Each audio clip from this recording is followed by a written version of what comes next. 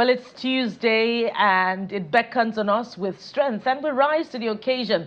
Welcome to your perfect morning starter right here on Channels Television. I am Bukola Koga. Hi, Jeffrey.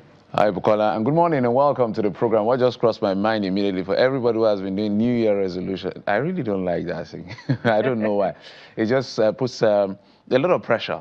And sometimes I just wanted to check in on you, for those of you who resolve to exercise, eat better, all the things we used to tell ourselves, I will do it in New Year. How far? How well? So just to encourage you to keep going. But my idea most of the time is that if I want to do something in the New Year, I work in seasons, not necessarily by New Year's and all of that.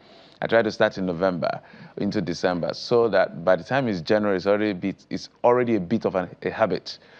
So we just glide through it. But when you start January 1st, it's not really that easy. Well, it's just a perfect reminder that every day should be an opportunity for us to resolve to do better in the areas where we want to take stock and see that indeed we have the results that we yearn for. So if we don't have that, trait every day, then the new year will certainly not make a difference. Any difference at all. So that's an instruction for you there. Exactly. So what do we have? Well, it's quite, disconcerting that following our conversation yesterday, there have been developments in Edo State, Ekpoma to be precise, where students of the community university there were rounded up and, arrested for participating in the protests, and they have now been remanded in prison. And that's a very, very concerning one, especially for families of the parents. But of course, we cannot discountenance, events around that protest. There have been concerns about the spate of kidnappings in Ekpoma community, to be precise, in Edo State. And in the last couple of days, videos have even emerged on social media showing CCTV footage where someone was kidnapped, right from his residence there, with, the kidnappers emerging from the surrounding forests in that community. And, youths there, community members there, saying that it has become a daily occurrence. And we had that conversation yesterday on the program, and the government representative spoke to the effect that the administration is doing everything within its power to rein in on the situation, but the narratives are also concerning, Jeffrey, with some of the things that Mr. Sereme told us yesterday about, how people are taking up habitation. I'm trying as much as possible to avoid the tagline, so it doesn't seem as if one is needlessly, characterizing a particular ethnic group. But I recall he spoke about them taking up residence in the villages, and they're aligning with the locals to perpetrate kidnapping in the community. And we recall, sometime last year in Uromi, the Uromi killings to be precise, where people resorted to mob justice. So there must be a deliberate effort to manage the narrative about what exactly is happening in Edo as far as security is concerned. If there are aliens that are indeed fueling the kidnapping, calling them aliens itself might be, tantamount to a wrong narrative.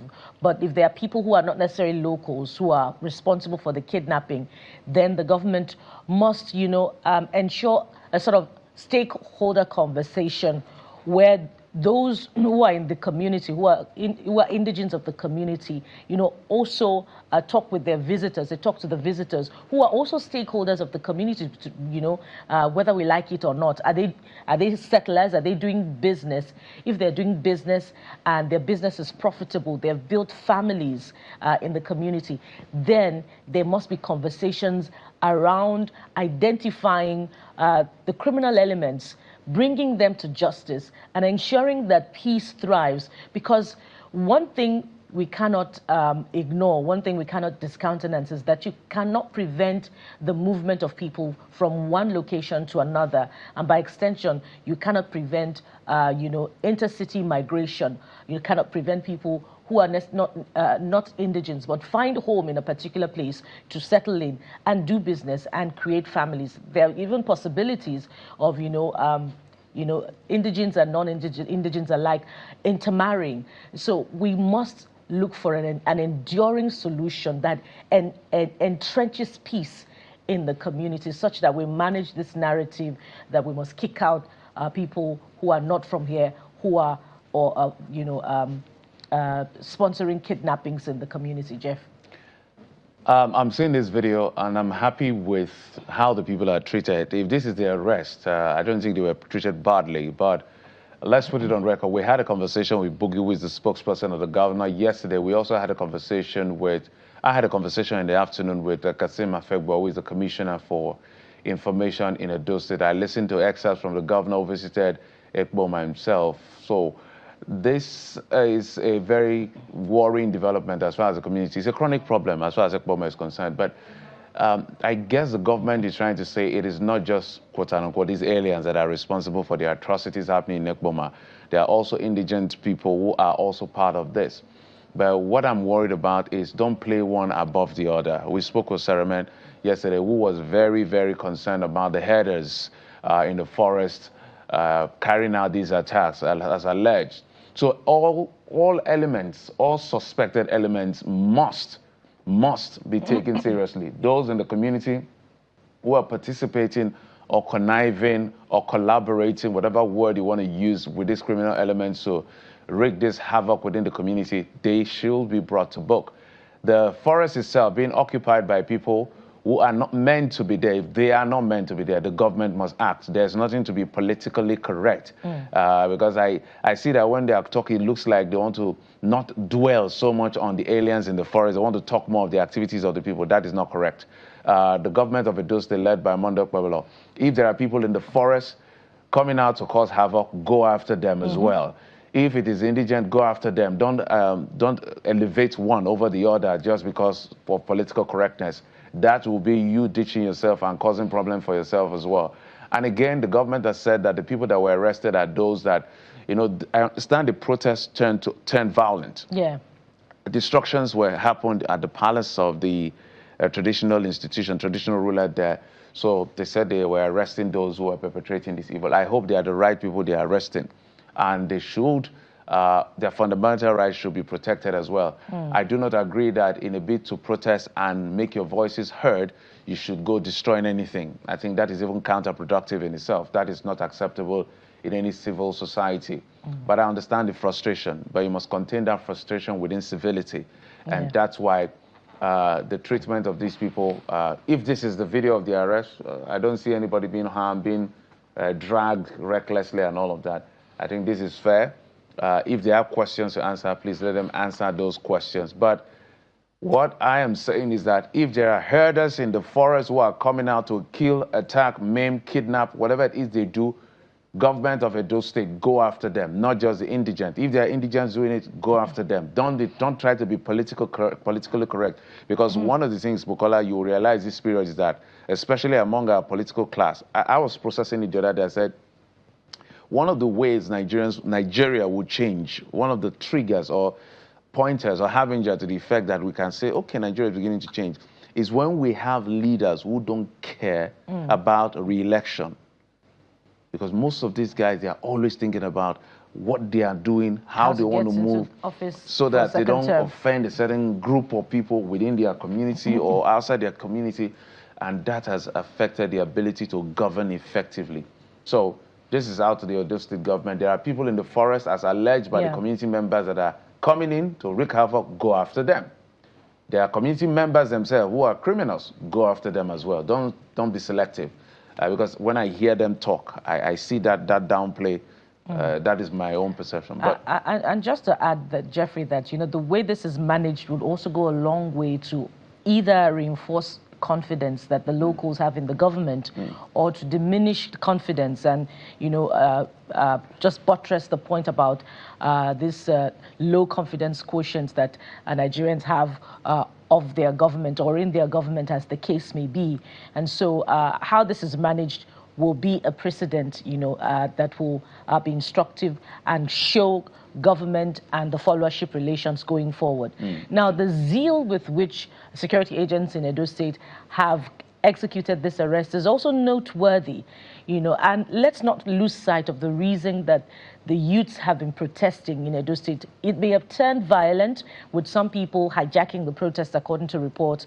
I, in fact, cited videos that I quoted in our interactions yesterday with the government representative and the community leader, in which we saw youths chasing herders and, in fact, carting away their animals. I was asking yesterday to find out if that video was true, but the community member, Mr. Osereme, did not discountenance it. So perhaps it in fact happened and has resulted in this arrest. But more importantly, the same zeal that has been deployed to arresting these youths should also be deployed to seeing to the arrest of the kidnappers, those who are fomenting trouble in Edo State and causing unrest, and in fact causing households, to cry and mourn by getting funds that they do not have to pay for ransom, and some whose family members are even killed. The police in Edo State must go after those people as well, and we must see this same arrest effected on the kidnappers. Absolutely. Yes, we must see that. It is very important, and we're hoping that there'll be a follow-up to this. Fantastic. So let's tell you about what the development in River State. Personally, Bukola, sometimes I just want to avoid talking about River State. But there's a new development. Two lawmakers, I think. I disagree, Jeffrey. You don't. No. I love to talk about politics a lot, the economy a lot, and of course, I'm not running away from talking River State, but sometimes it's nauseating. It's becoming almost juvenile in my eyes because. Anyway, so those are the two lawmakers, I think from Omuma and Degema, who have come out to say they are appealing to their colleagues to shoot their sword against the governor with impeachment move. But let's take a listen to them and we'll come back. It's Honorable Silvanus Enyinawankwo.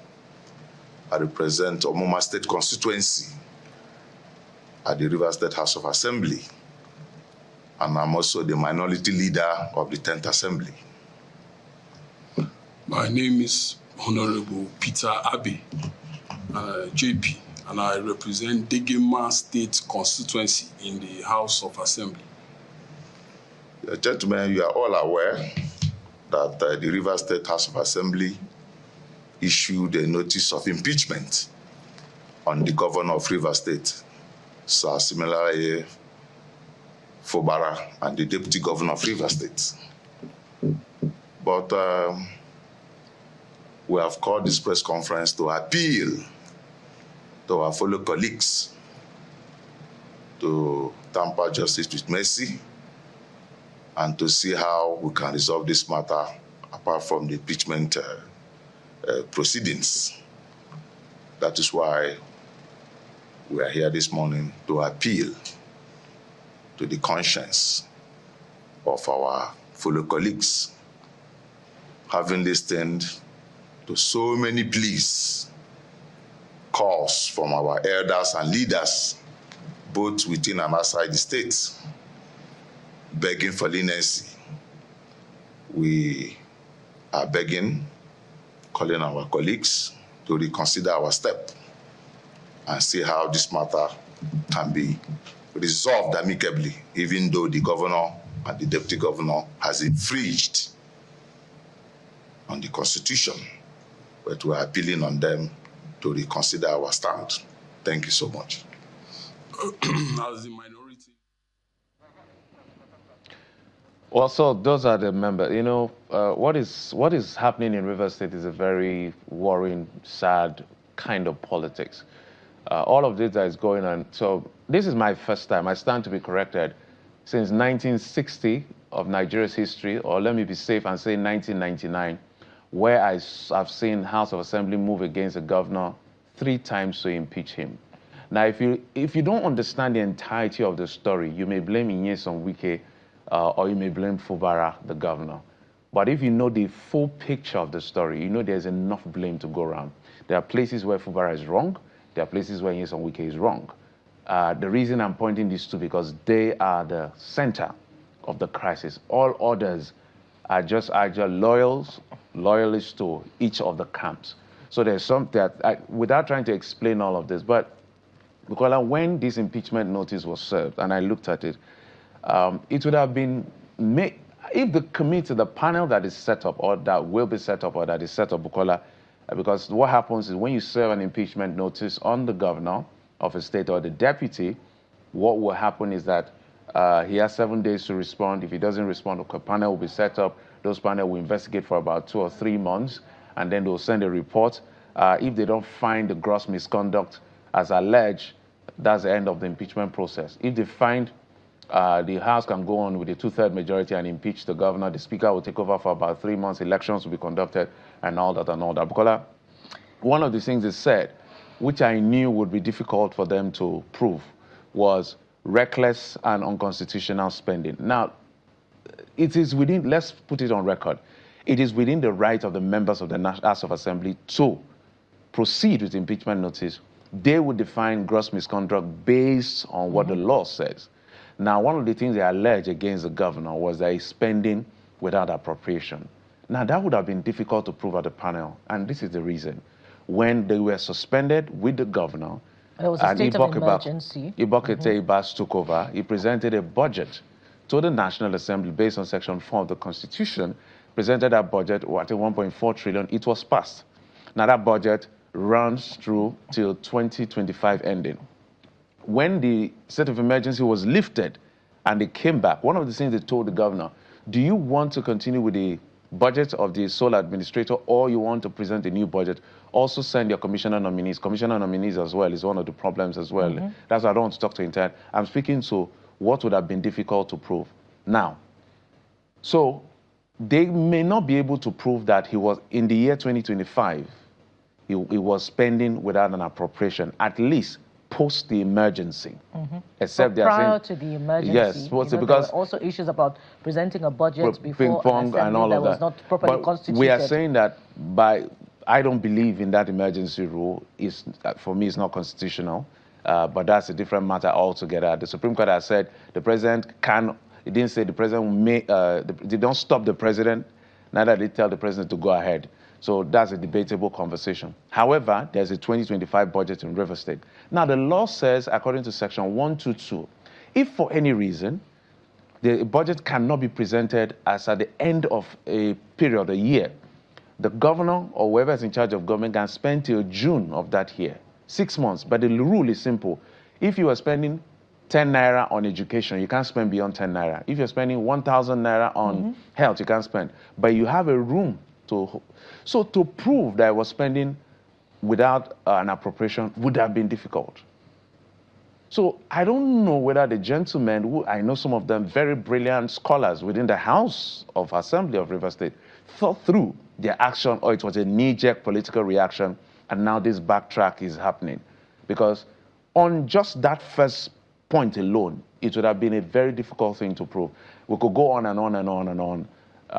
But there are other. But we're happy that Jeffrey, we're just beyond the the breach of procedural rules and constitutional breaches. We all know that there is a huge political undertone that is shaping this. Of course. And the question we might ask is why Honorable Peter Abe and Honorable Sylvanus Nwankwo, are they the weak link in the River State Assembly? Who are those that have reached out to them in the last 24, if you like, 48 hours, that has resulted in this, if you like, U-turn from the resolve of the River State Assembly to go ahead with the impeachment? By the way, it's just these two lawmakers that have spoken.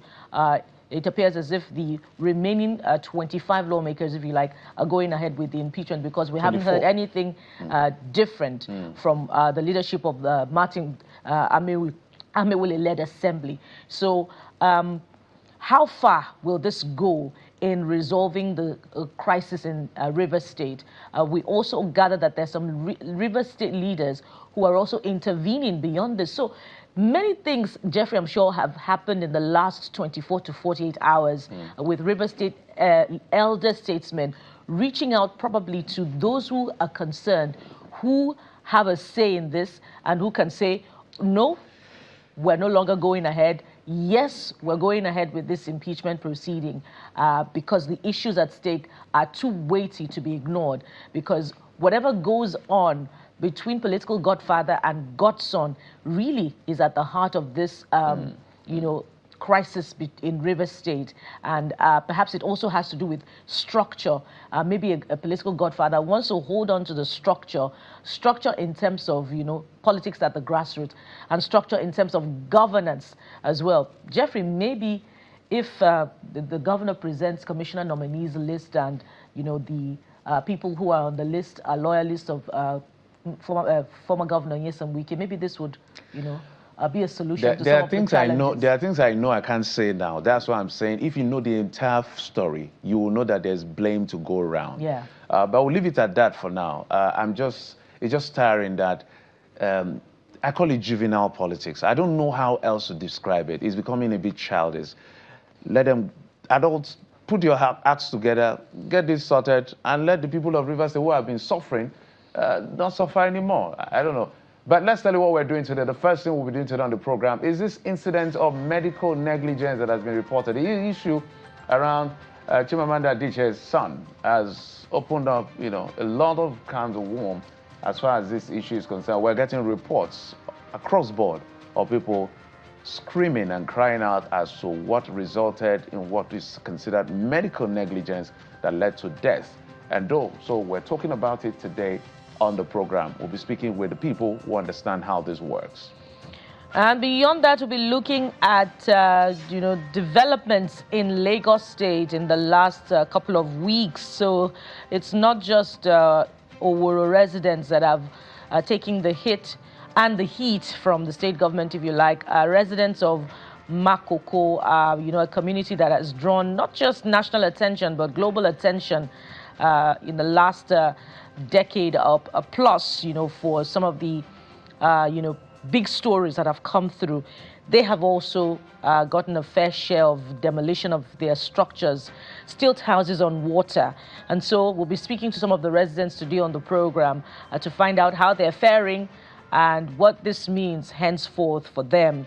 Alternatively, we'll also be talking with the Commissioner for Waterfront in Lagos about this and, of course, other related issues in the waterfront sector in Lagos. So the waterfront development outlook for the year 2026, as well as development of waterfront. When I grew up, I didn't know what it meant to be called waterfront. We knew it as waterside, but that was just an aside. But we're talking to the commissioner later on the program.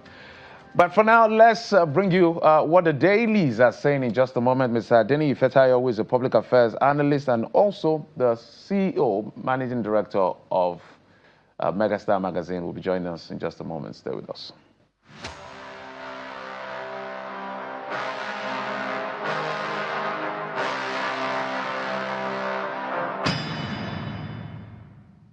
The dailies is where we'll get started from on this part of the program. Mr. Adeni Ifetayo joins us. Mr. Ifetayo, thank you so much for coming on the program. Good morning. It's my pleasure to be here once again. Let's get started with This Nigeria is where we're starting off from. This Nigeria, tension in Kano over Yusuf's planned defection.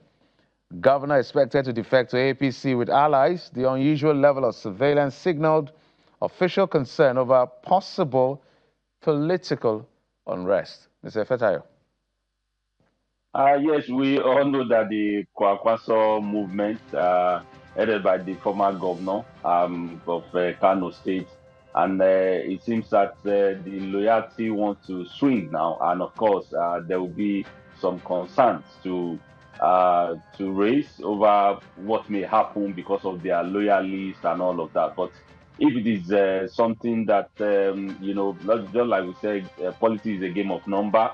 If it is something that the governor feels that it will make him to fulfill his ambition in 2027, just like we all know what they are concerned, just like you shared in the studio recently, that it's just all about how they are going to win the next election. So it's not just totally about the welfare of the people or protection of life and property. So whatever it is he wants to do, whether it's moving to APC or otherwise, I know it's just all about how to win their own election. And it's just a pity that sometimes they have a platform, they have a platform that gave them the mandates, and before you know it, they move to another platform. It's just a personal interest, not just about the people in Kano State. We just hope that it did not degenerate into something chaos. You and I know that Kano politics is sometimes is hostile, because I stand to be corrected, because the way their followers and loyalists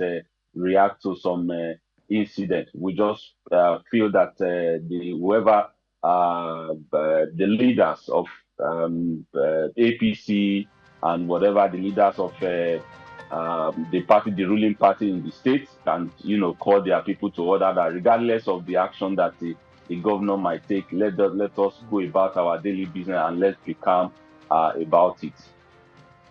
Well, it would be interesting to know what exactly would happen to Kano's traditional nearly 1 million votes if Governor Yusuf defects to the All Progressives Congress ahead of 2027.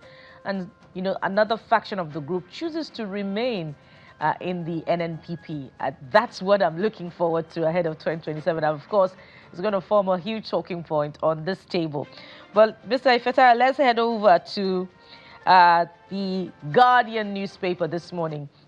And it focuses on the same talking point, that we explored at the start of the program. Rivers State.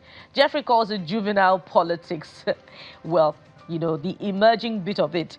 But look at the headline from The Guardian. APC stakeholders wade into Rivers crisis impeachment plot. And we see the actors there, Governor Fubara, Minister Nyesom Wike, the President, and of course, Speaker Martin Amewule.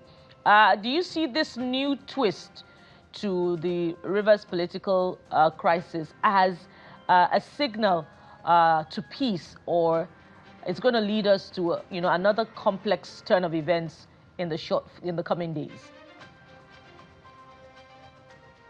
Mr. Ifetare. Well, yes, it depends if Mr. President, steps in on time and to arrest the kind of unwarranted attack or situation or the process that Rivers State House of Assembly is about to embark on. It's just a pity that they don't know this thing will snowball to making investors lose confidence in the state, or bringing their hardened resources or money to come and invest in that state. It's not just because of what they have, but what can the River State attract more into the state. But going about this impeachment, just like two of the assembly members said, look, our colleagues, let's just turn a new leaf. I know that the governor on his own part has his own saying, and of course, the underlying political tone, maybe from people who are loyal or loyalists to former governor and the minister of FCT, Nyesom Wike, they want to do the bidding of their master. I stand to be corrected.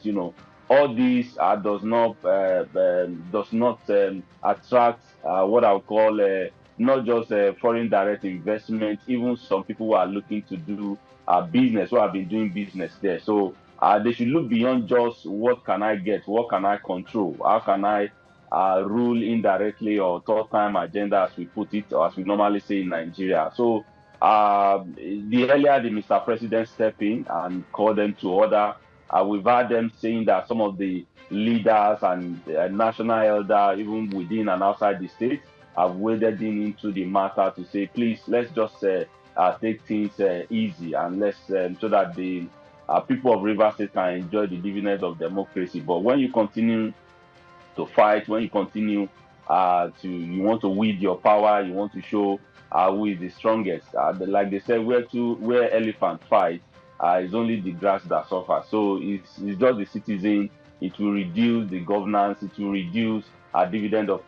democracy in that state, and it will not be doing Rivers State a good thing. So they should all reconsider and just make sure that the people who put them in power enjoy the dividends of democracy, not just who control the affairs. We hope that I don't know.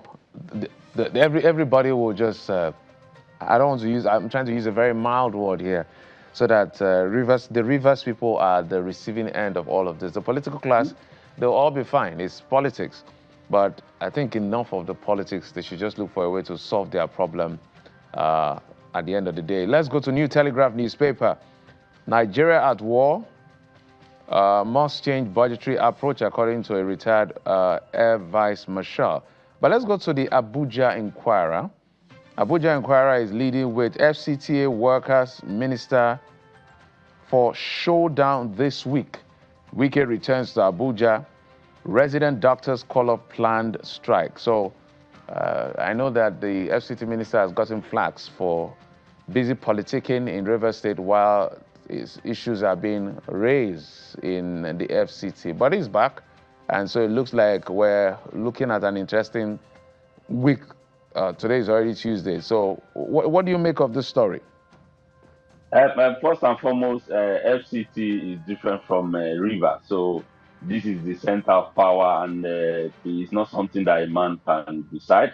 And as we all know, workers are the NG room of any institution, of any agency, or of any organization. So if there are concerns, I'm sure with all the resources coming to FCT, I'm sure it's something that Minister Nyesom Wike can address and make sure that the gray area are being addressed and everybody they are fine so that they can go back to work and continue to do their job.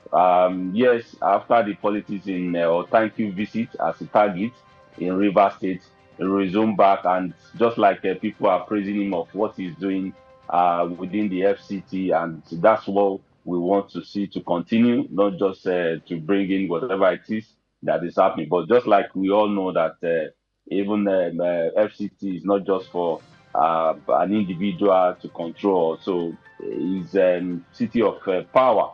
So I'm sure it will be different from what it is.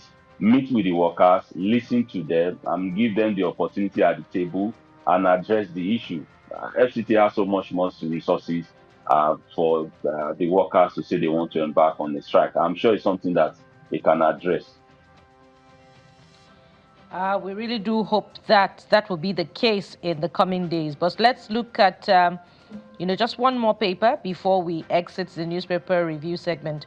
All right, we're told that, the last paper is not particularly ready at this point in time. Maybe before we go, Mr. Feta, if we revisit the Vanguard newspaper, maybe we will have to look at that story around, Bukola, just a moment. If we go to MBS alleges fears over December inflation spike as Obi warns of poverty. That is, I think that, okay, I thought we have that story on the Vanguard, the Guardian newspaper. But I wanted you to respond to some other headlines on the Guardian newspaper as we've listed. But we must thank you so much, Mr. Fetayo, for coming on the program. We appreciate it. Thank you. It's my pleasure to be here once again. All right, we'll take a break. When we come back after this break, we'll be talking to a medical doctor over the issue of the flurry of conversation that is in the polity right now. Chimamanda Adichie, actually the renowned author, lost her son, and they are alleging medical negligence. Now, since that incident occurred, there's been so many people coming out to, raise concern about medical negligence. Some reporting to us how they lost a brother, how they lost a family member, how some of them are even in court. But let's talk to the practitioners and look at the entire picture. What exactly is going on? We have great doctors and great facilities, but sometimes these things happen and it's very disturbing.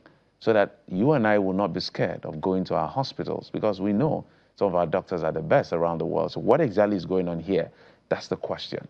Join us in just a moment. We'll be right back.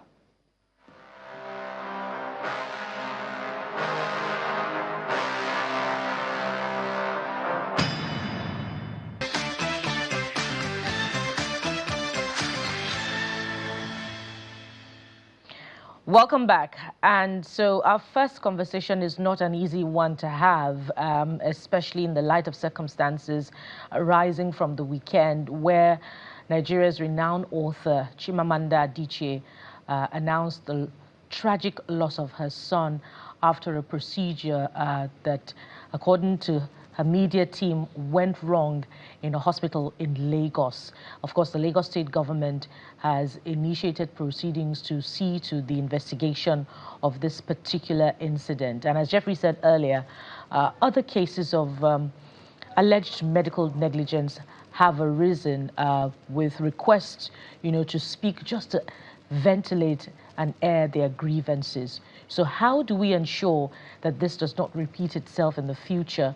And of course, Nigerians can go to public and private health institutions and get their healthcare treatment without any fear. And joining us on this particular segment is Professor Francis Faduile. He's a former president, Nigeria Medical Association, who joins us virtually on the program. Professor Faduile, good morning, sir. Thank you for joining us on the program.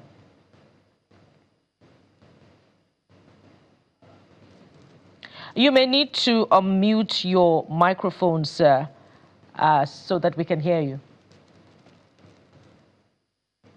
Good morning. Thank you for inviting me, and Happy New Year to all Nigerians. All right. Let me start with a request that you clarify what usually is the standard operating procedure for the administration of propofol by an anesthesiologist, such that Nigerians can understand. Because what Chimamanda's media team is letting us know is that her son, Namdi Nkanu, was administered an excessive dose of propofol by the anesthesiologist. Well, thank you very much. I must say I'm not a pathologist. I'm not an anesthesiologist, so I may not know the full level of the concentration or the dosage of propofol. However, it is important for us to know that at every instance, the doctors, that is the attending physician, has rules or regulations that are given to him or her in such of the dosage of drugs he uses. Sometimes some drugs have some hypersensitivity reactions, like we call idiosyncrasies, and they can react violently in such a way that it may not give the desired effect. So in this respect, it will be difficult for me to actually state the dosage of propofol for this boy. But many times they calculate it and they get the required dosage that is needed for a patient. And they do it on patient-by-patient basis. So based on what we're being told, that a particular doctor admitted that the anesthesiologist may have admitted an excessive dose of propofol on the boy, is that a form of admission of negligence, or perhaps they didn't abide by the standard operating rule in administering that particular aspect of the treatment? Well, we have to be careful about what is said in the media and, again, what is the reality. I doubt if we have any doctors that can just come out and say that the concentration of a particular drug or the dosage of a particular drug may be higher. The usual thing is that we have a team of experts who investigates any of such mishap. And when they do that investigation, they interact with the officers concerned, and they will ask questions. If they are convinced in their investigation that the concentration used is higher than that for, or the dosage used is higher than that for that age, sex, and weight, yes, they will say this is not right. But usually scientists do not just use one person or one episode to make a generalized decision. Certainly, we have some cases in which absolutely the concentration of or the dosage of drugs used may be extremely high. And that one will also pass through the necessary investigation. But we have to let Nigerians know that the process of investigation and finding medical practitioners guilty is already established in the Constitution and in the professional guidelines. of every doctor. And I want to plead that we should allow that process to come out with a position that everybody will be happy about. So, Doctor, walk us, because one of the things, and I want you to speak to it broadly, we see what our doctors do outside the country. Traveling around, you see what Nigerian doctors can do. But the optics right now doesn't look too good. I know you're talking about generalization. That's why I started from the positive of the kinds of doctors we have here. So sometimes you wonder whether it's an environmental problem or whatever. But as a medical practitioner, without zooming into this case, as my first question, should we be concerned about the quality of doctors or the technical experts, what I mean, the anesthesiologists and all that we're raising in our healthcare institutions?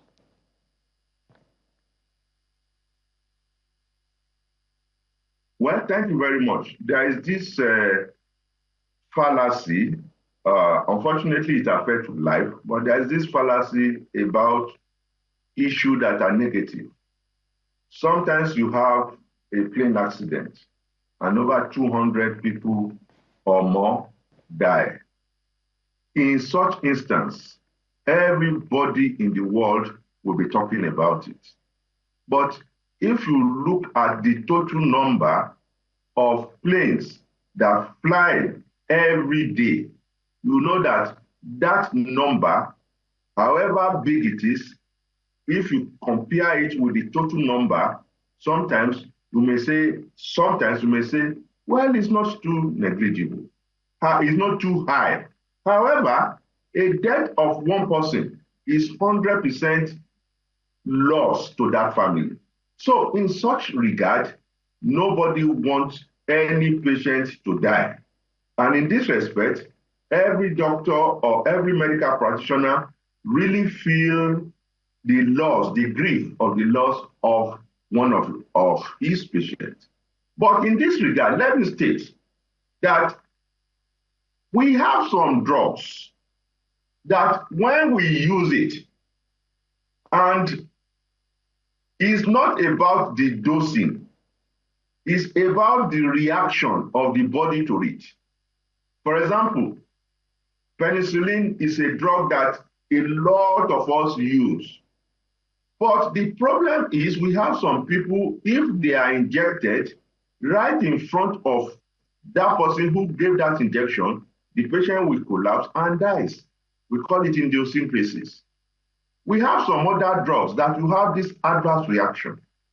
But for anybody who looks at the situation at that time, will say something must have happened, either overdosage, either use of expired drug, or any other reasons can be adduced. However, what we want to plead with the public is that the profession is following proper regulation, that in case we have doctors or medical practitioners who had gone overboard, there is a process of putting them in the right position and dealing with such.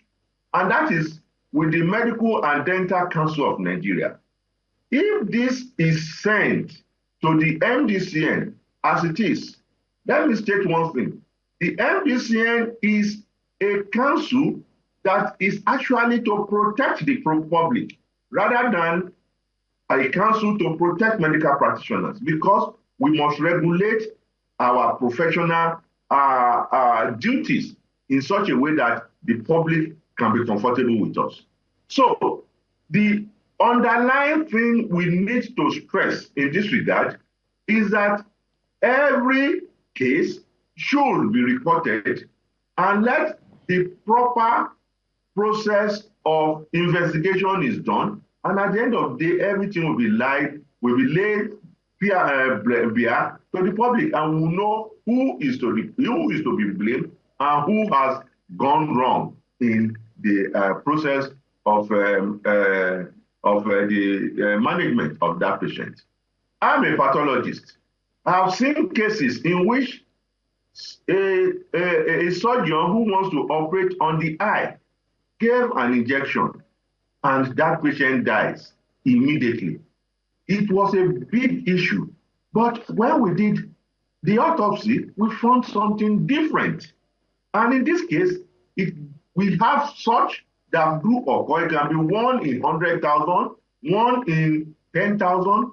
And when it happens to, unfortunately, a family, that is 100% mortality.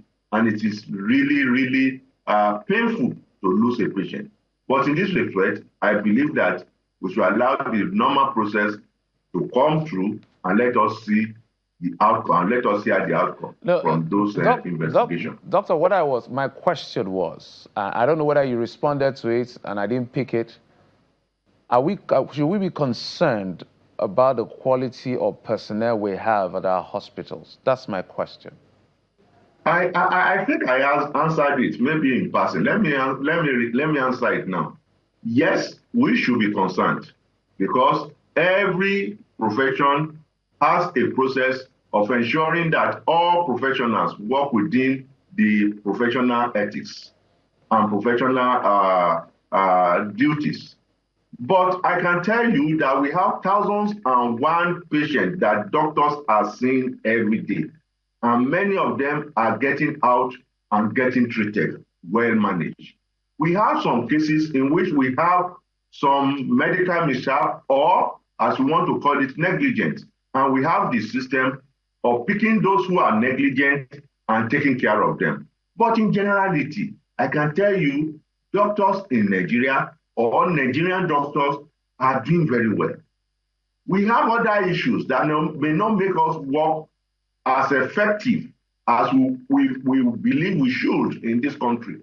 But that is secondary. We are not discussing that. But I can tell you, we have thousands of patients coming to the hospital and they are well treated. But we have 1 or 2 cases where we have issues. And this is one of them that we have to look critically. How has this occurred?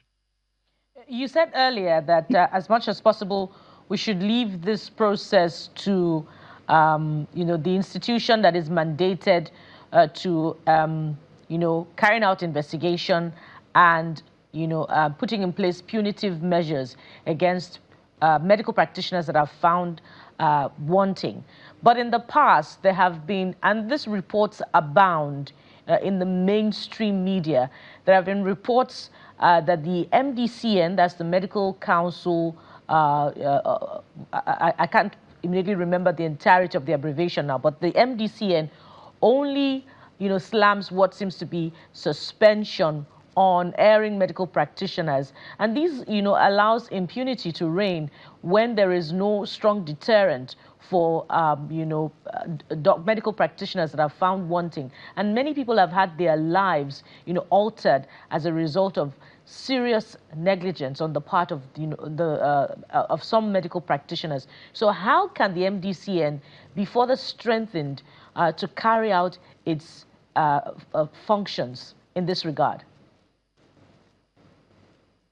Well, thank you very much. These are part of the issues that the Nigerian doctors, as in the association, has been battling with the government. For example, the Medical and Dental Council of Nigeria has not been set in years, and it looks as if we have a profession that is not under any form of regulation. Once we have any of such cases, it goes to the Medical and Dental Council, where it is expected that we have the investigative team committee that looks at that case, and if prima facie is confirmed, they will send it to the disciplinary committee. I have been in the Medical and Dental Disciplinary Committee, and I know that we have so many cases in which different levels of punishment has been given. I can reassure you that the Medical and Dental Council is doing what is necessary. And we have had cases in which a professor, sometimes somewhere in the south region, was suspended. That he had his name struck out of the medical register. We have some cases where some doctors, even in Lagos, run afoul of the ethics, and they were suspended. So I can tell you that the Medical and Dental Council of Nigeria, if given the necessary support base, they will do what is necessary, and it will strengthen the health profession or the medical practice in this country. But we need to call on the government. Why are you hesitating to set up that Medical and Dental Council of Nigeria? This is over 1 year. And why? What is the reason? There is no reason. If you look at it, almost all of the members who are there are statutory. And you just do not put it in place so that we can continue to have that. But secondly, it is important for our populace to know that there are different ways in which you can take charge of cases of medical negligence or medical mishap. Rather than going to media to do media trial, every profession has its own ethics and regulation. Let us follow the process. Sometimes it may be long or tortuous, but can you blame the populace? It is difficult because they have lost a loved one, Prof, and they are in deep grief. Prof, so I agree with them, but let us balance the if I may come in there. I think that is how to look at it. If I may come in here, within the confines of what we currently have, while we wait for a proper constitution of an MDCN in a relevant area, within the confines of what we have, why do we see mere suspensions handed down to an erring medical practitioner who has altered the life of a patient who has now been confined to a wheelchair? Why are we seeing just suspension? There are two levels of dealing with such. The first one is the civil part, which is done by the Medical and Dental Council of Nigeria. The second part is the criminal part, which can be done by the law court. The usual thing is that if you have been found guilty by your colleagues, that is those who populate the Medical and Dental Council of Nigeria, then you can now go to the law court to ask for further punishment if need be.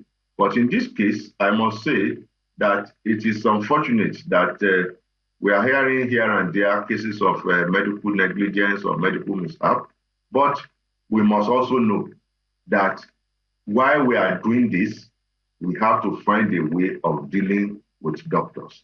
And I must also ask the media that the Medical and Dental Disciplinary Committee meeting is an open place where you see how doctors are being grilled and how doctors are being put in the box for them to show what they have done. And these are things that the law has put in place to make populace or the people to have confidence in the health profession.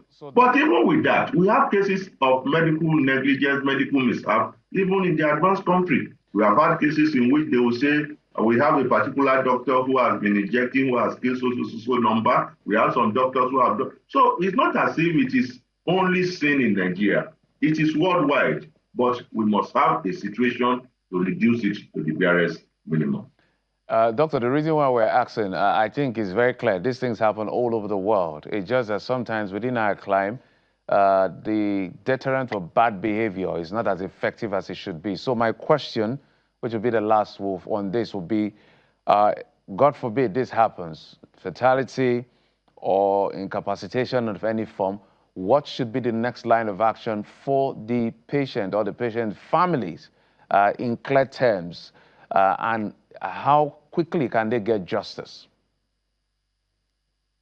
Well, how quickly they can get justice, I will not be able to state that, but I believe that once it is done early, they will be able to get justice. However, in clear terms, if you have such cases, you get all your records and send it to the Medical and Dental Council through an affidavit. Once you send your affidavit, it gets to them, the Medical and Dental Council, within a short period, maybe maximum of 2 weeks, they will have the investigative team to go and investigate that case. And the usual thing is that if in their investigation they have found that the medical practitioner involved has a prima facie case to answer, that from then that medical practitioner is suspended until that case is totally reviewed. And after that, they will send it to the disciplinary committee that sits once every 3 months maximum. And all the cases will be sent to the disciplinary committee that listen to all of them and give appropriate punishment. We have some cases that after the medical and dental disciplinary committee has given those appropriate punishment, the patient now, if he feels that he has to get more than the suspension, removal, they reprimand the doctor, they suspend him, or they struck out his name from the registrar. If he needs further relief, he can use that conviction to the court to now go and push for further punitive actions. And I think that is the proper process that are usually done. And this is about the same all through the world. And as we keep expanding the subject, there are so many other areas, involved that we can explore. But we must anchor at this point in time, and we hope that justice comes the way of all concerned, not just renowned author Chimamanda Adichie, but others who have been affected and have lost a loved one, or have lost a limb, or any part of their lives altered as a result of medical negligence. We must thank you very much for bringing your professional expertise to bear on this subject. We've been talking with Professor Francis Faduile, former president, Nigeria Medical Association. Thank you for coming through on this one. Thank you very much for inviting me. Have a good day. And you too, sir. And we'll take a moment now. When we return, we'll speak with residents of Makoko community to find out how they're doing and how the demolitions have impacted on their infrastructure. So stay with us, we'll be right back.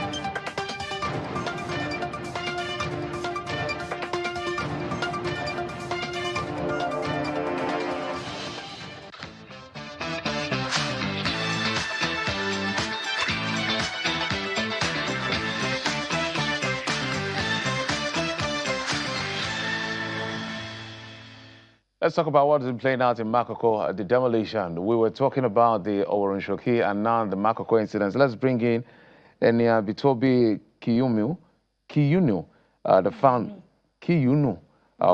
founder, Hope Center Project Executive Director. It's called The Educator.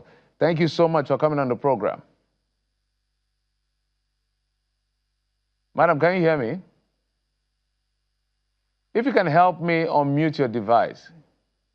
Okay, thank you. Yes. Good morning. Good morning. Good morning to you. So one of the things we like to always find out is to bring what you can call the eyewitness report in that sense. So what has been playing out with this Makoko demolition? What do you know? What have you seen? And what are the concerns? Okay. So I'm Dr. Eniabito Bikuinu, and we've been in Makoko since 2009 through the RCCG Hope Center project, and we've been running projects with the people in Makoko. In 2012, we had the issue of demolition by the then government, but it was stopped at that time. And then recently, there was a request by the government, from what I know, because like I said, we've been in Makoko since 2009. We have a school project, we have a health outreach, we have a church there. And so we are quite integrated with the community. And so I found out that there was a request to remove the people from under the power line, 30 meters or so from under the power line. There were conversations with the ballet, and the need for safety for the people and the nation, and generally. So that was agreed upon, and the demolition was to focus on removing the people from under the power line, 30 meters, and the places were marked. But then this continued beyond that 30 meters to 100 meters, and right now almost into, clearing almost all the structures underwater. Now, the challenge is that the people were not aware that this was going to happen. And so it came suddenly. What they were aware of was the 30 meters. And right now there's chaos, there's confusion, there has been loss of lives that have been told by the community. And some of them have been, I know one person, his name is Toby Aide, has been carried away because he was trying to defend his home and community, to say that this was not what was agreed on, and it was whisked away and is yet to be returned. And so that is the current situation. The exercise has not stopped. Sunday, Monday, Christmas Day, and it was sad. It actually started just before Christmas, New Year. So they've actually not had a good end of the year. So let me understand. From what I read and what I have heard is that they initially, because of the power line, it was about 250 meters. There were some negotiations that went on, and they shifted it to about 100 meters. So what is the concern here? Is the government doing beyond what they agreed with the community itself? So there may be some misunderstanding in the conversation with the government. What the community is aware of is there was a negotiation for 100 meters, and it was moved to the 30 meters. And right now is beyond even 100 meters. So that is where the concern is. The negotiation was 30 meters, and then it's beyond 100 meters currently. Okay, so let's talk about the safety of the community itself, because a number of visits to Makoko have revealed squalid conditions of living, even though the people are traditionally, coastal dwellers and they're adapted. But the squalor is what is concerning. And I wonder if the work of development experts and non-governmental organizations have helped to transform the lifestyle of the dwellers in recent years. So talk to us about some of the things that you have seen in the area, and perhaps this has also informed the decision of the government to move in and change the outlook of the place in line with its urban renewal drive. I think you almost said chase, but yes, the squalor, I totally agree that something has to be done about this current situation there. I know that there have been conversations because I've spoken to a few of the ballets to ask what kind of conversations have gone on. I know there have been conversations about developing the area, building housing that the people can move into, and then while the area is properly developed. I know that nothing has been done yet concerning that.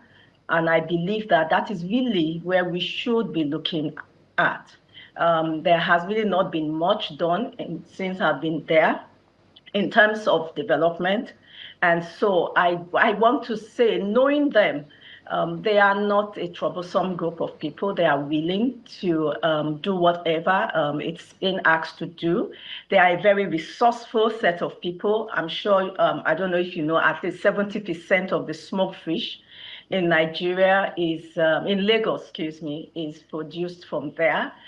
They are very strong people, artisans. So I believe that if you bring there are quite a number of organizations working within the community that understand the community. And if they are brought to the drawing board, I believe that a solution can be arrived at that will not look at them as pests to be cleared, but as people, resources to be harnessed. I believe there's a lot of resources we can harness from that community as a nation and as a state.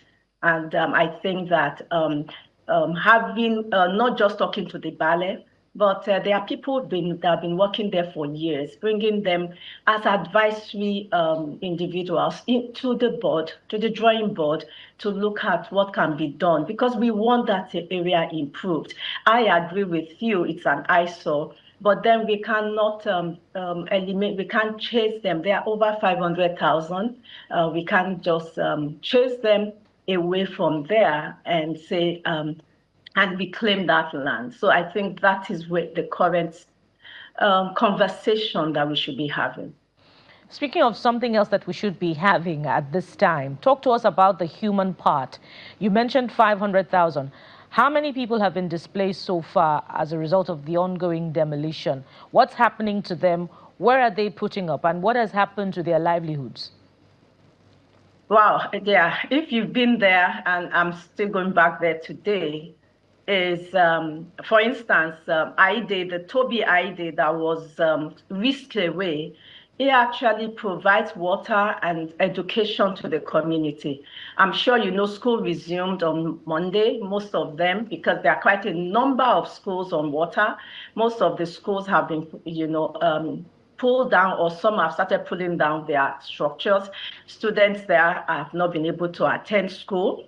What you call it? I'm sure you can see some of the pictures. The people are actually living in their boats under the Third Mainland Bridge or in the open air, and so it's not looking good at all. It's not something that you will wish for another human being. And like I said, they are not pests; they are human beings, very resourceful. I will say that again, and we can benefit tremendously from the resources they bring by, having better conversations. So let's talk about that alternative plan. Where is it at the moment? Because when you call out the numbers, it's very concerning. 500,000 people, that's a lot of, that's some massive number of people moving them. But in the entirety, is it the entire Makoko area that will be demolished, or just some aspect? Because what we hear from what you're raising now is that it was initially 250, then 100, then you said 30, but now you said they've gone beyond 100 meters under the high tension or the cables now. So in terms of conversation around alternative plans, by that I mean relocation, how is that going? Like I said, no conversations. I really don't have much to say about that because I really don't know. I've spoken with the ballet, and they are the ones that have been talking with the government, and they don't have any information towards that also. So we will need the government to actually educate us properly on the relocation plan that is put in place. I think we have one of the indigents, one of the ballet's son. It was actually his brother that was weeks away, and he has been at the forefront. I think he has joined us now. But just like answering your question, nobody knows right now what that plan is, and I think that is the agitation for them as a community. They have said, I've asked the Bale, are you willing to, work with government and, do whatever it takes to clean up that place and make it look good? And they are willing. And so there's a need, but they don't really know what the plans the government has for them. And I believe there will be a plan. It's just that it needs to be communicated. What's the sense? What is the situation? I'm trying to get into the dire situation, how difficult it is for the people of that area. When you talk with them, when you meet with them, so what has been halted so far? I'm talking maybe economic activity, academic activity. What exactly has been affected with this demolition exercise? Everything. Everything. And I think, as I said, I have Benjamin here. You can also speak to that. Everything has been definitely, I mean, if their homes are pulled down, and for some of them, they did not know that, they were not expecting it. And so they were not prepared. So it's a different thing if you are prepared. Some of them were prepared for the 30 meters. And so they had started pulling down their structures themselves. And I was there on the 27th of December. I was on the water because we had an outreach and we had to pass the water.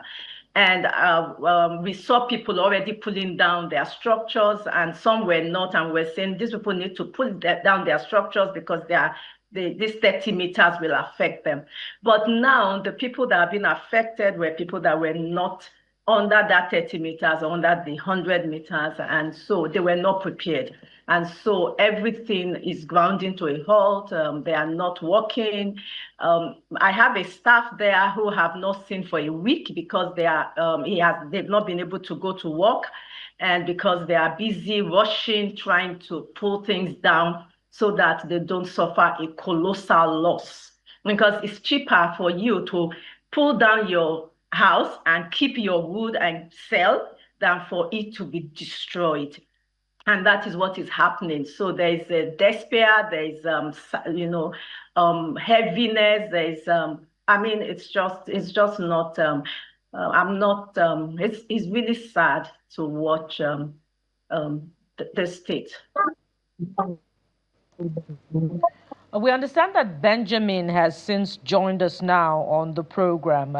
Just to quickly establish that he is also a member of the community. I'm trying to look for his exact details here. But he'll be talking to us. Let's quickly bring in Benjamin. Benjamin, talk to us about what Makoko currently looks like. We understand there was an agreement that the demolition will affect a 100-meter setback by the power line, but that it has been breached and it's now reaching to 30 meters. So what does it look like now? Is it the entirety of Makoko that has gone down, or there are still some parts that are left? And what are you hearing, either by proxy or directly from government?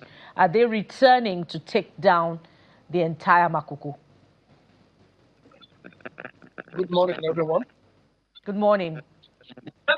I'm Benjamin, the son of Aiship Bale Jeje here in Makoko community. I'm a member of the educator. I work with the educator, the training educator people, here in Lagos, Nigeria. Okay. So far, since December 2028, since we gave out the announcement that we should take our homes back from the power line 30 meters away. So that was the first initial agreement the government has with our leaders, with our stakeholders. And also, we also have student forums. We have student forums that are also being part of this workforce, working with the leaders. So when we met with Mr. Oki Bola, the one that gave out this authorization for taking away homes. So we went there on the water, and we measured it from the power line to our buildings, and 30 meters were taken away. 30 meters were taken away. 30 meters was taken away. So the next 2-3 days, the community also gathered again, and went back to his office to give report of the 30 meters houses being demolished. And what he said to us was, are we very sure that we have taken away the 30 meters? That when he got the report, he's still not showing that anything has yet been done. And in that meeting, he also told them that they should go back and take away about 20 meters again. Total would be 50 meters. That was the report we had. And the work continues. They were clearing our homes. They were pulling out tear gases. This is one of the tear gases in my hand that they threw to us. It affected me for over 3 days. I could not go to work. This is one of the tear gases in my hand as a proof. So even before we were taking out the 30 meters, my brother also was shot with tear gas that he fainted, and he was rushed to a general hospital. Dr. Any Abitu people, have to give him the permission for a board meeting that have to last for 2 days. Have to last for 1 day. Have to Makoko just to help my people to ensure that there is no violence, nobody is fighting them. So from there, after 1 day that we left Okio, Jonah came out the next day. We saw it in Jonah that our community demolition had to be 100 meters. It was a shock to everybody. People that did not plan any kind of dialogue with us. They did not plan of any renovation with us. There is no plan of taking us to any kind of settlement. There is no any kind of bridge agreement. And they refused to give us a paper documentation. Benjamin, can you hear me? Benjamin? And this, oh dear. If you can hear me, I wanted to find out. I understand you're not leaving your house because you don't want it demolished. So I wanted to find out whether the demolition man has come or not, or whether it's within the area. Did you hear can you hear me now? Benjamin, can you hear me? I can hear you. I said I understand that you're not leaving your house because you're worried that your house will be demolished. So the people demolishing, are they around your area now? Or what exactly is happening? If you can respond to that in 30 minutes. In 30 seconds, I should say, okay. Right? They are around us, security men with guns in their hand, different department officials with guns. And I was of them to work with the workforce, the student workforce, and with the leader workforce. So as a son of ballet in the community, and also I also work in the education sector with the educator, Dr. Nabitobi. So when Mr. Oki told them 100 meter, they started removing the 100 meter without explanation. They don't even give any kind of announcement. We were the one that go on the post with speakers, with megaphone, telling our people, remove your roof, take out your things, move your children to the land. So we were the one making this announcement. So Mr. Oki told us last week Thursday, that the commander in charge of this demolition is the one that knows exactly where this demolition is going to end. So we went and met with him on Friday. Benjamin, and we're totally he out said of time. it's only one person. If you can hear me, I think you've made your case. The government would have the time to respond to all of this in due course. But I must thank you, Benjamin, who is the son of the ballet in that area. Also, Nyabitobi Kiuno is the founder, the Hope Center Project, and Executive Director, the educator. This issue it's a developing story, so we'll keep you updated as the audience as far as the issue of Makoko is concerned. But in just a moment, we'll be talking to one of the commissioners in Lagos State. He's in charge of waterfront development. Maybe he has some responses as to some of these issues, but that will be after this break. Join us again.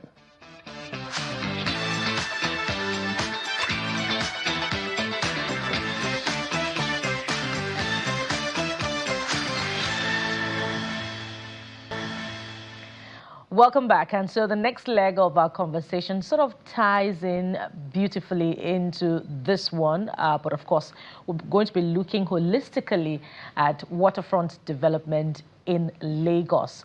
And joining us on this segment is the Commissioner for Waterfront Development in Lagos, Mr. Dayo Bush Alebioshu, who joins us right here in our Lagos studio. Good morning, sir. Good morning. And welcome to the program. Thank you for having me. A very happy New Year to you. Oh, I wish you the same. Yeah. I wish you the same. So let's begin from Makoko, and I'm glad you, saw a bit of the exchange with a community dweller and, of course, a development worker in that community.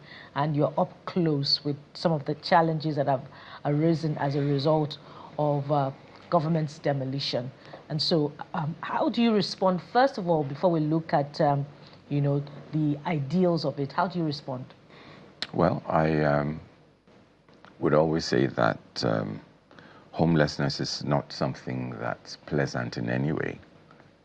However, it's also important to know that the role of government isn't to create problems, but to find solutions.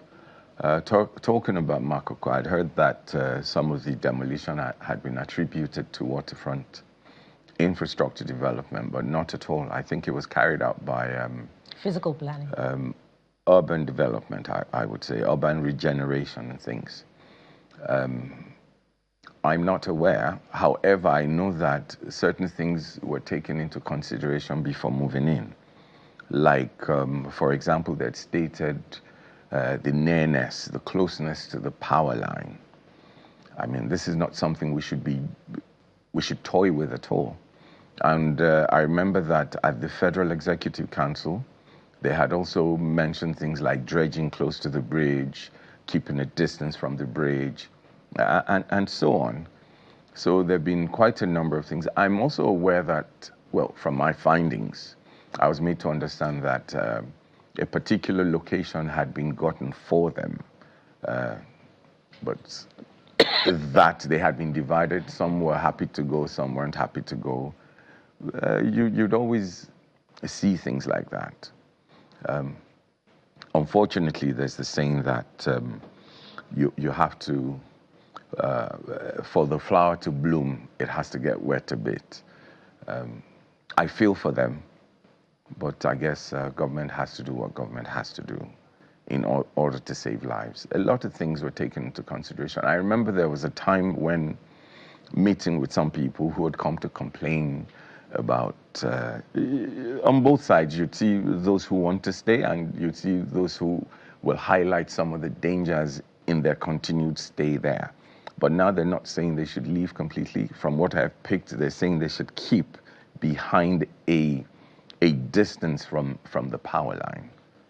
But further questions would have to be redirected to urban, the Special Advisor on Urban Regeneration. Well, I'm wondering about the propriety of it all, particularly for those who are helpless in the light of the circumstances. For instance, we saw Benjamin there putting up in his home and saying he doesn't want the government to come and demolish his home. If he had an alternative, he probably would not, stand ground where safety wasn't guaranteed. So the question really is, and it ties also to Oworonshoki demolitions, the absence of the provision of an alternative for the people in the light of an inevitable situation where government indeed has to uphold its physical planning rules. That is what we haven't seen in the continuing demolition so far in Lagos State. Either it's Oworo or Makoko. I'll step in with, if you remember, Makoko, both Oworo and Makoko, particularly Makoko, has been an ongoing issue over the last, I probably would say over the last 23 years. There's been this back and forth. And I'm aware that there's no way under the sun that government would moving without prior notices, not notice, notices.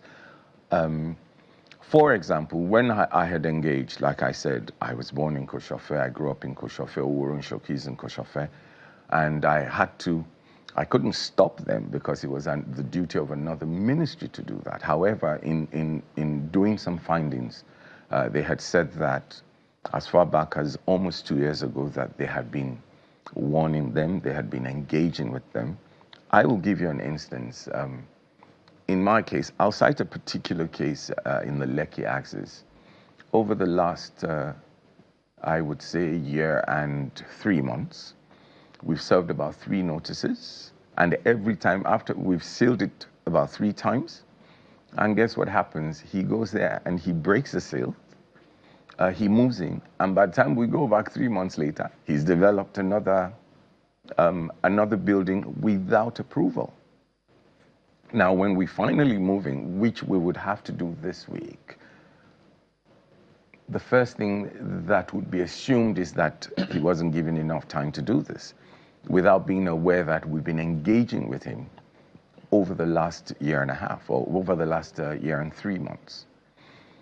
And from what they had said when I got in touch with first of all, I thought it was physical planning, and I was directed to urban regeneration, and then they had said it was an urban regeneration project on another completely different side of Oron-Shoki, while we were talking about bringing some projects into another side of Oron-Shoki.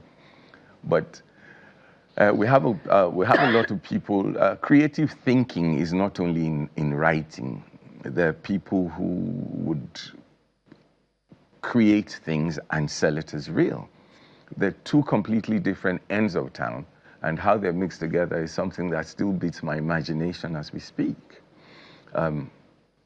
But it's another completely different side that's under physical planning or urban regeneration, while the side of the jetty and the reclaimed land that we have in Oron-Shoki is under the purview of waterfront infrastructure development.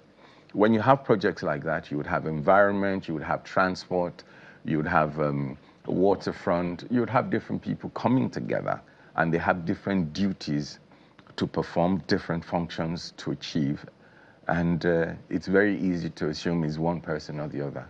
Some even mix Ministry of Environment and Water Resources with Ministry of Waterfront and Infrastructure Development. I guess it's the sound of water that triggers the assumption. I can imagine somebody doing somebody else's heavy lifting because of nomenclature. So on one hand, physical development, urban regeneration, waterfront development, it's a mixed bag of many things. So Absolutely. Maybe we'll have to get the right set of people, the exact commissioner who is in charge of this. But staying with you, because you grew up in the area and you're in government, so you may do some of the heavy lifting this morning for us. So the argument here, before we move on to your ministry and what you're doing, is that there was an understanding with them. Initially, the proposal was 250 meters. Then they negotiated to 100 meters. And then I even hear from the lady that they negotiated to 30 meters. She's alleging that government has gone beyond even 100 meters. What do you think is happening here? Is somebody not saying exactly what it is? Somebody lying? What do you think is playing out here? I don't think so. Sometimes, I'll give you an example. Using my ministry, excuse me. In the area of reclamation, I think it was an EXCO decision before I even joined the EXCO to have a distance of 250 meters between islands. And it was policy. After I joined, I called to their attention that we couldn't use a blanket style, depending on the topography and a lot of other things that have to be taken into consideration. Now, I used the example of a funnel. There's a reason why at the top the funnel can take a lot, but it narrows in so that it gives it the pressure for that to go. So we said now, not every case would require a blanket 250-meter setback.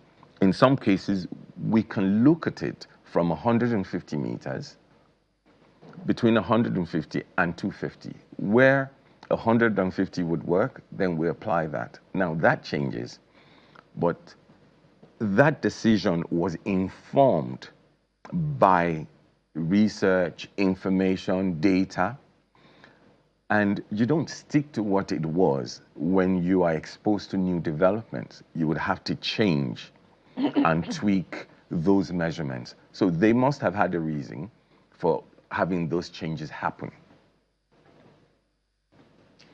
Okay, so let's, well, this is, as I said, Honorable Commissioner, we'll get your colleagues to come and answer for themselves as far as this is concerned. Let's come to your own ministry, Okay. waterfront infrastructure development. As you said, do not blame us when we mix up everything. We can even say your water development and all of that. Don't worry, I'll keep highlighting. Talk to us about, because I'm more concerned about, you've traveled around the world, and a lot of people have traveled and see what waterfronts can look like, the potential of a properly developed waterfront can look like in terms of transportation, in terms of tourism, and the list goes on. And you had your, I think your summit not so long ago last year, which I'm sure expanded the conversation around potential investors and what the ministry is doing. Maybe you walk us through what the ministry is doing to change the outlook of Lagos State waterfront. We're doing quite a lot, and I have to be thankful to Mr. Governor for the continued support in that area. It's not like it's automatic. You have to sometimes let Mr. Governor see things from the angle from which you're looking at things, and sometimes you have to look at the angle from which he looks at things. At the end of the day, it's about getting the best result. For example, we just introduced 5 different jetties, the use of floating concrete pontoons, which had never been used. We were trying to have them last longer. I think the research, when we were working on it, had said about 30 to 50 years, requiring minimal maintenance. We'll be commissioning some projects very soon, some jetties at Boiketo in my constituency, in Ibejuleki, the Badagry, just to mention a few. I think there are about 7 of them that we will be commissioning. We've gotten approval to locate a jetty in Oworonshoki. Of course, it's also in the same Oworonshoki. In the same Oworonshoki. Now, there are 2 different ends. So have the reclamations and demolitions created room for this jetty, just for clarification? They have absolutely nothing to do together. They're on 2 different ends. Okay. How do I say? Let me give you this example. Look at Ikorodu Road. You hear about Fade. Fade, there's to the right and to the left. Okay. Now, demolition is happening on to the left. And to the right side of Fade, we're bringing, I mean, this is what we had thought that will help enhance. I mean, imagine where we put a jetty there at the foot of Oworonshoki, a housing scheme at the foot of Oworonshoki. We're talking about the land that was reclaimed by Lagos State, is what we're talking about now. We're looking at how can we pull the island, the hype of the island to the mainland where it starts from Oworonshoki. What are we talking about? Now, when you look at Ilupeju... So it overlooks the water? Yes, it's banked by the lagoon. Okay. The jetty is banked by the lagoon. Okay. And it's supposed to serve everybody. I'll give you an instance. Close your eyes and imagine going all the way to Berger. I mean, from here, if you were to go to the island, it would, from this location, it means you don't have to drive all the way. You can park your vehicle at Oworonshoki and hop on a 12-minute ride to Awolowo Road, Laswa. It's about 12, 15-minute ride. Look at the decongestion it would afford the 3rd mainland bridge. Now, all the way to GRA Ikeja, Okpebi, Allen, Ogudu, GRA, Bagada, Anthony Village, Maryland, Ilupeju, everybody will benefit from that. So close your eyes and imagine all of those people, or half those people, parking their vehicles and hopping on the ride. Imagine what it will do to the property value in that area, the economic value in that area, amongst many other things. Now, this is the intention in the first place in bringing that there. It has completely, it's over, the distance apart is over 1 kilometer apart, if you were to ask me. So it has completely nothing. The demolition has to do with urban regeneration. Now, I'm going to tell you that there's a waterfront scheme there.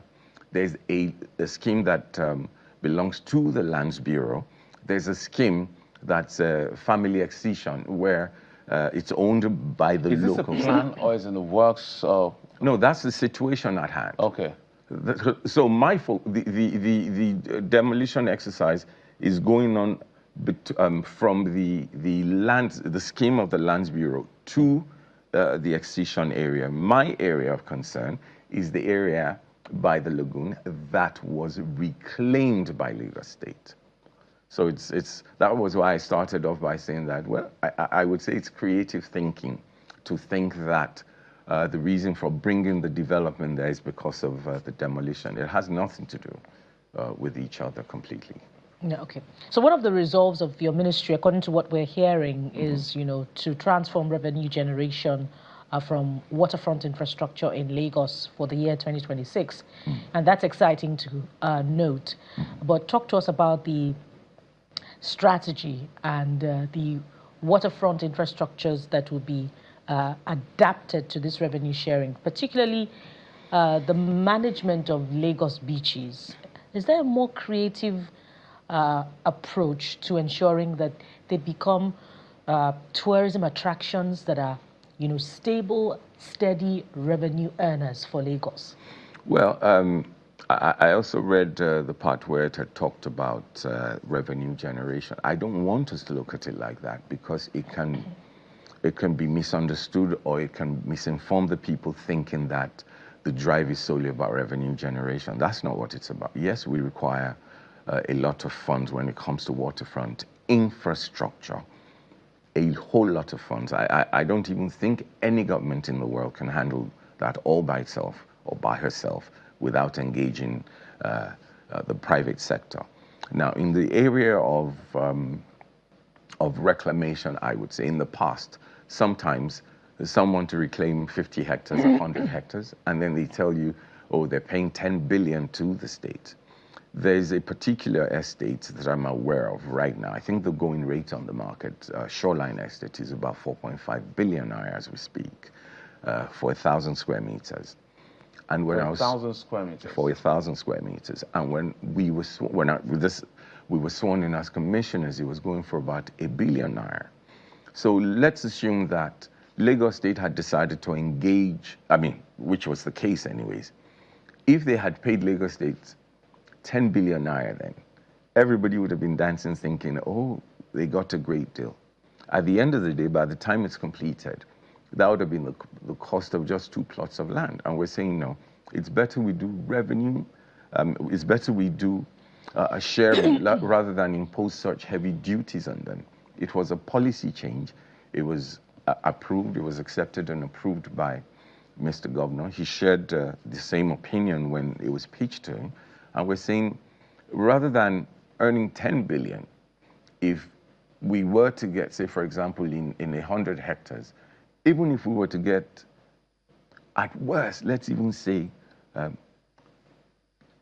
20 hectares out of that, do you know what that would be? That would be close to 90 billion as against the 10 billion that Lagos State would have earned. And that way, Lagos State would also be able would afford to putting world-class waterfront infrastructure. Like we said, everything we're working with right now are things of moving from now into the future, rather than pulling the past into the present. And I'm glad you talked about the fact that it's not just about revenue generation. Not at all. And I want to refer to 2 incidents from the end of last year. Okay. I believe, I'm hoping that the Lagos State Water Authority is under your ministry. No, that's LASWA. They're actually under the Ministry of Transportation. However, I'd There's say a handshake. Close to 90% of their functions is pretty ties in with waterfront. So there's a handshake with the waterfront ministry. There was a boat mishap that occurred, I believe, in the Niger Dock area part of Lagos that led to the death of 6 persons. And then there are many incidents of, the abuse of shoreline, people, throwing things, and because we're very traditional people in these parts, throwing things into the sea to appease the gods or for, profit benefits in the year. And those are very disturbing, human activity that impact negatively, not just on the people that live there, but also on climate change in general. So this handshake with the relevant ministry, because we've talked about how confusing it can be about which ministry in charge of what. This handshake, does it also incorporate service that ensures protection, safety of people on waterways and protection of the environment? As a matter of fact, I have to give it to LASWA. They've done a great job. They continue to do an amazing job. They've been completely outstanding. Now, a reason why we keep going after illegal dredgers is as they lay pipes, they hide pipes. Boats don't see them. Their focus is mainly on commercial benefits rather than, I don't think adequate consideration is given to the value of lives. And that's why we continue to we continue to go after them, we continue to make arrests. It's a lot to deal with, but it's something we will have to continue to deal with. It's an ongoing thing. There's a saying that as the hunter thinks of killing the prey also continues to think of escaping the hunter. So it's a vicious cycle. We continue to go after each other, after them, just to make sure that the right thing is done. I mean, dredging, like I've always said, is something that's required. We can't be here right now without dredging. However, what we're talking about is indiscriminate and unapproved dredging. There are certain areas, I mean, look at sand today. From the mainland, when I talk about the mainland, I'm talking about the Lekki-Koyi axis. Now they're going as far as 10 kilometers to get sand. And prior to now, it was, you could practically dip a bucket in and come up with as much sand as you need. Now, what that tells us is that's a sign that we have to be very careful. When I continue to compare and bring the plight of Dubai, where after they were done with reclaiming Palm Jumeirah, which is a huge tourist attraction to them, they ran out of sand and they had to continue to import sand from Australia, I believe. Now, if we're beginning to go as far as 10 kilometers to get sand, it means there's something going on and we have to be careful. But 10 kilometers? Yes, go do your findings. Now, when you're being tough on it, it's considered that government is not friendly. That's not the case. We have to protect everybody. Everybody. How do you explain those lives that were lost, that you just referred to? Because somebody somewhere just wanted to reclaim land, wants to hide it as much as they can. There's a lot going on. But there are other aspects of safety that are required on the there's so waterfront. many. If you look the at need for more marshals. They do have. They have, I call it last man on water. They came up with a policy to say you can't be on water after 7 p.m. because those guys also have to close. You can't even go on water without it. They don't care who you are. Even if you're the governor, you're going to have to wear life jackets and going on water. That's the least you could do. Yes, and we continue to see people quarreling. Even I've noticed this a couple of times when they insisted that they weren't going to go close to the jetty without putting on their life jackets. So how many more have been employed? How many more last man water have been employed in recent times? I know that they were giving, I think they were talking about, I have to be careful not to misinform because I'm getting the figures. I'm not sure if it was 100 I heard then or 1,000. I would rather not misinform. But I know that the moment you get to those jetties, you'd see them there. Okay, as we begin to custom carefully, I'm also interested beyond the safety issues of the water. I'm also interested in what I consider geo-mapping of the ministry in terms of your outlook for 2026 and even to the end of the term of the current administration. So perhaps for those who are not familiar with Lagos, you can help broaden the scope as to what exactly you're doing here, here, here, here. I deliberately left the holes for you to fill in. I will give you an example. We have just completed a design wanting to put up a boardwalk running from the Link Bridge to the Wole-Olateju axis down towards the down towards the oriental side of things. It would be the first. We're looking at converting the Bariga Jetty into a modern-day fish market. We believe that in that case, we're collaborating with the Ministry of Agriculture, where the state is also able to help reduce the price of fish. I mean, sometimes I don't understand how you dip your the fish you've caught from our waters you sell for even more expensive than the cost of a huge cow, as much as £1 million for fish. And we're looking at how that will bring that down. We just got approval for the jetty at Oworonshoki, and also to put up a waterfront housing scheme there. We have we've gotten approval for a waterfront housing scheme at the Oniru area. We are waiting for approval for 2 schemes along the Lekki Ekpe axis.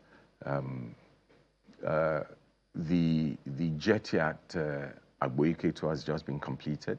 We're done channelization works from Odoyalaro, which is to feed and support the bridge coming from Okpebi to that axis. And my question is, if that's there, how will the community benefit from it? So of course we're looking at being able to locate a little jetty there, so that keeps movement keeps going fast. Ebute Lekki, we've completed our jetty there. We're going to be opening that soon. We've already started deploying those pontoons into 5, I think, white sand, Agboiketo, and 3 other locations. There's a lot going on all at the same time. So the water economy is really in the works. So one of the things that in the build up to that is to say, do you have an idea of how much this will cost, or this is public-private partnership? Because I know Lagos budget is big. I think about 4-point-something trillion. That's the size of Nigeria's budget as at 2014, 2015. Just you can imagine. So in terms of execution, cost, funding style, can you walk us through it? Well, some of them would be partly funded. Some of these projects would be bonded projects, partly funded by the state. Some of them are PPP projects. Some of them are, you know, with the Omieko thing also coming up, more jetties would spring up just to make sure that water transportation is completely, I mean, is utilized to its benefits. There are different costs attached to different areas. There's some locations like the Oworonshoki is supposed to be big. There's some locations that aren't small. Just like when you look at the tube, the subway in the United Kingdom, you see some that just have kiosks. You see some like King's Cross that are huge. The same thing applies here. It depends on the ridership in those areas. There's some areas where you find out that you may have 1,000 there. You wouldn't expect to have such a big one there. And there's some locations that actually enjoy a lot of patronage that you would have to give them. So studies are carried out, and that is what determines the kind of design. So to sit here and give you all of those costs off the top of my head would be... But perhaps what you can give us is, because as Jeffrey has said, the water economy is huge, and you've mentioned land reclamation and the promise of other areas for revenue generation for the ministry. So what do you project to be the contribution of your ministry to the internally generated revenue for Lagos State annually, if you can go by what you earned the projection, in 2025? I think the projection of last year was about 15 billion, if I remember well. It was about, of course, it keeps changing. We continue to get better, and of course, it continues to increase. And that's why we're able to achieve, you know, those revenues that we generate does not remain in the pocket of waterfront infrastructure. You know, it goes in there and then you justify some things. For example, there's a jetty now that we have to address as a matter of urgent importance to fix before it becomes. It wasn't something that we had seen coming. So we have to source the funds because we'll have to deal with it as a matter of urgent public importance. We don't want lives lost before we... And you surpassed your target last year. We were, for example, I think our budget performance was about 97%. In terms of generated revenue? Yeah, it dipped in the last quarter. We surpassed it by 300% in the second quarter. By the third quarter, it dropped to, I think it was below, it dropped to about 80% of what our target was. And of course, at the end of the year, it dropped further. But when you look at it, you see that it has its seasons when it rises. And sometimes we have to leverage on the relationship to say, listen, we have to sit down. Like when you owe the bank money, they don't come after you with the big stick. Sometimes you have to sit down first to dialogue before you, you move on to the big stick where it's required. So we actually did very well in terms of our revenue generation. So compared to what is allocated to the ministry, is the ministry surpassing the budgetary allocation in terms of IGR it is making for the state? I would say last year, yes. We struggled a bit with the previous year. We've just continued to get better by the year, because what we do is we sit down and look at where did we go wrong? What can we do? How do we come up with policies that will not impose unnecessary hardship or responsibility on these guys? However, where there's a will, there's a way. We sit down, we work those things out. So what's the IGR target for this year? I think 17 billion, 20 billion? Well, we're big on the money this morning. Yes, we've been back and forth. I don't want to scare people, but I think we still have it at I think 15 billion. I think we still have it at 15 billion. Fantastic. And of course, if we can surpass that, that's the intention. I wanted to find out who was, because of the nexus amongst ministry, who was in charge of, I've forgotten what it's called, the Formula One kind of race that happened on the waterway. Okay, it was a thingy with tourism, and particularly transport. I think those two were the big players there. The only role we had to play there was to have developed the infrastructure for it. But because of the peculiarity of those boats, they had to come with collapsible jetties. So at that point, we had to step back a bit to say, and that's one of the reasons that our expectations from the Lagos State government are high in every aspect of national life. The Lagos State government is making a lot of money, and this is feedback, sir. We would hope that in the future there'll be a human face to the ongoing demolition, such that there'll be an alternative provided for the people, regardless of what the ideals should be. Maybe they'd be giving them notice and all of that. But displacement is certainly... you see, this is a time when everybody has to... It's not very comfortable for the people. I do understand. I'd be a hypocrite to sit here and say that I do not understand their plight. But again, I would say that I'm a member of the EXCO. I swore to an oath.